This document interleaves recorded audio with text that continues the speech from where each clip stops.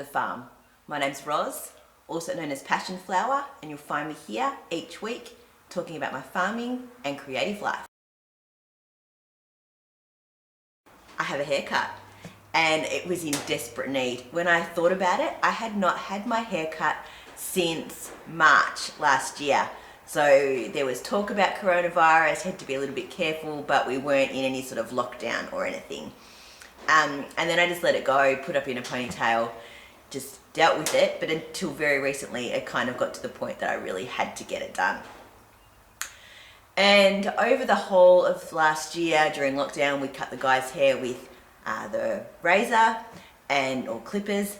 And we also had a few goes at my sister's hair with the scissors that came with the clipper set. And that went really well, just sort of keeping it maintained and cutting out some of the weight from it. Deb went back to her hairdresser and hated going into the busy salon and having to wear a mask. And we thought we would give it a try to actually cut our own hair. So we ordered proper hairdressing scissors and the shears that kind of thin out your hair as well. And this is the result of the farm salon, and I'm really happy with it. You know how sometimes when you go to the hairdressers you say a particular length and they kind of creep it down a little bit, and by the time they're done you go, oh okay, that's fine, it looks good, but it wasn't exactly what I wanted. Well, we took ourselves very literally, and this is exactly the length that I wanted my hair, and I'm really happy with it. So I think on the whole, we will probably end up continuing to cut our own hair unless we sort of want to change styles quite radically or get some professional colour done. So a good thing to come from 2020 and COVID was the fact that we now feel confident to be able to cut our own hair at home, which saves money and time. We've gotten plenty of work done around the farm this week. We borrowed a spray unit from Landcare to be able to get, it's about 600 litres of water or spray in one go on a big tank that has a pump and 2 spray pipes off it. So we have been out a few days early in the morning because it's been quite hot, so early starts and going through till about lunchtime so that we avoid the hottest part of the day. We've focused on the One Tree Hill paddock, trying to get the blackberries all sprayed in there first because it has sort of been the last on the rotation of getting that stuff done. And we've made quite a lot of progress with only a few hours work just because of the intensity of this pump and the way that you can park the trailer in one spot, and it has a really long cord so you can get a lot done without having to go back to the trailer and move it, or without having to come back and refill the tank and go again. So we're hoping that we will have some really good results from this spray. We've got the rig for another week, so we're going to try and get out a few more times.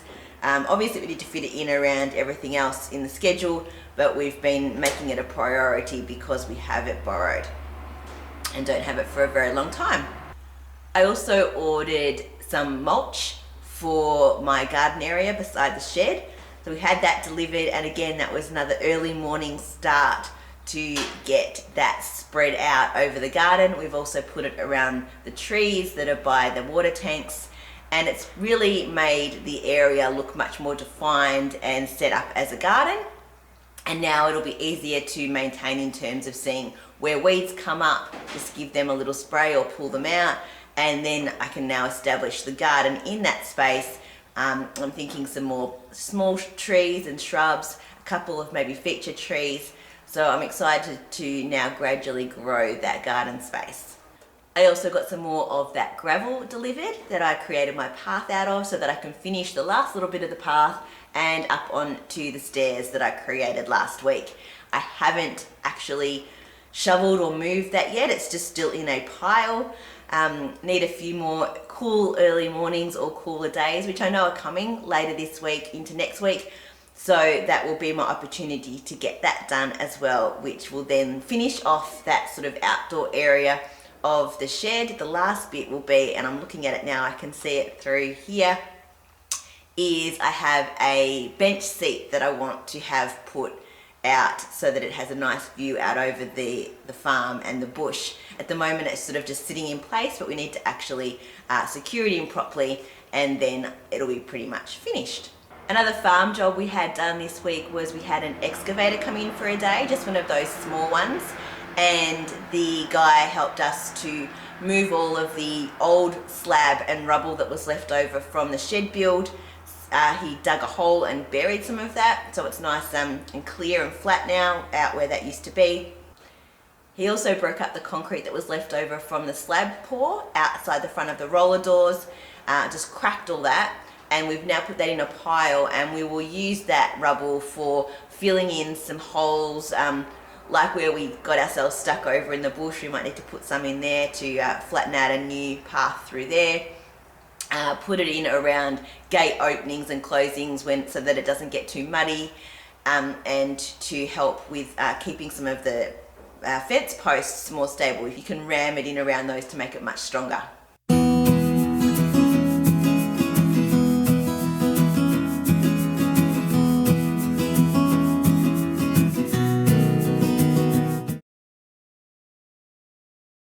Craft-wise this week, I have been knitting on the second sock of my first sock of the year, and that's been nice evening knitting after big days out on the farm.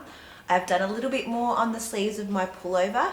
I'm probably about halfway through according to the pattern before I have to start the purple stripes right down near the cuff, but I want to try it on at this point and see where I'm at and sort of figure out how long I'm going to want the sleeves.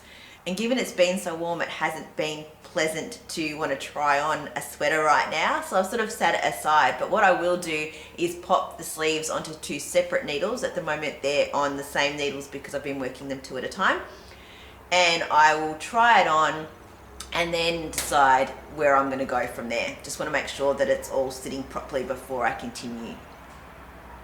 What I have been doing this week is I've been on a real spinning kick. I had a bat on the wheel from Colleen's Crafts. It was beautiful. It was black with purples and blues and oranges. It also had sparkles and silk, and first time I'd ever spun any of that stuff. And I was enjoying the spin, so I just kept going and going. I was sitting by the air conditioning in the afternoon, so it was a really lovely spot to sit and relax after being outside. So I finished the spinning, and then I decided to ply it with a commercial black lace yarn because I wanted to keep sort of the original colour and not spin it back on itself, so that I got the most out of the actual yarn. So this is what I ended up with. I've washed it and it's come out looking quite balanced. I'm really pleased with it actually. It's not twisting at all. And it's fairly consistent. So I'm excited to actually knit something up with this because I think it will be quite beautiful. I did some calculations and I think I got about 234 meters from a 73 gram bat. So that's some pretty good yardage, I think. So I'm quite happy with it. And again, it's really come up looking really, really pretty, having that black put in with the colors, and it hasn't disturbed the prettiness of the bat. It still is reminiscent of what the bat actually looked like, so I'm really pleased. Well, that's it for another week. Thanks for spending some time with me. If you're enjoying these videos, please give me a thumbs up and subscribe to my channel, and I look forward to seeing you next week on the farm. Bye.